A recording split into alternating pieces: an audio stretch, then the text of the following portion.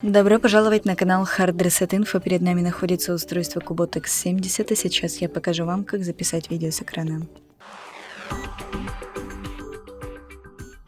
Итак, для этого мы свайпаем вниз, ищем здесь запись экрана. Находим и нажимаем. Прежде чем начнем записывать, можем включить запись звука и показывать прикосновение к экрану. Можем выключить, но если включаете, то здесь также можно выбрать, как вы будете записывать звук. Это может быть звук с устройства, либо микрофон, либо и то, и другое. И нажимаем «Начать». У нас идет обратный отсчет, и начинается запись. Когда мы записали все, что нам нужно, мы нажимаем вот сюда, на таймер.